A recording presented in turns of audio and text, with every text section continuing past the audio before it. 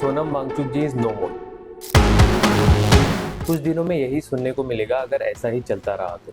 हमारे देश में एक चीज बहुत खतरनाक और डेंजरस है, लेकिन उसको नॉर्मल बनाया जा रहा है। सोनम वांगचुक जी 18 दिनों से हंगर स्ट्राइक पर बैठे हुए हैं। उनकी जो मांगे हैं वो कोई पर्सनल फेवर नहीं है, वो देश के हित में बात कर रहे हैं।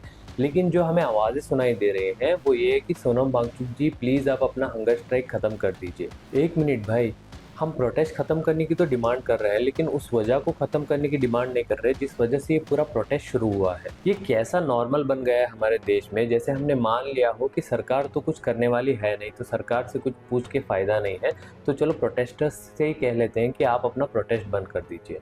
डेमोक्रेसी ऐसे नहीं चलती है। डेमोक्रेसी का मतलब सिर्फ 5 साल में एक बार वोट देना नहीं होता, बल्कि डेमोक्रेसी का मतलब ये है कि सरकार लोगों की बातें सुने, उनके कंसर्न्स को एक्नॉलेज करे और उनको जवाब दे। लेकिन आज हमने एक्सपेक्टेशंस बिल्कुल उल्टे कर दिए हैं। ना कोई सरकार से जवाब मांगता है, ना कोई अकाउंटेबिलिटी है। बस जो लोग प्रोटेस्ट करते हैं उनसे कहा जा रहा है कि आप घर चले जाओ। हाँ, ये बात सही है कि सोनम वांगचुक जी की हेल्थ की चिंता तो हम सबको होनी चाहिए और ये जेन्युइन भी है। लेकिन इसका मतलब ये नहीं है कि आप उनसे कहें कि हंगर स्ट्राइक बंद कर दो।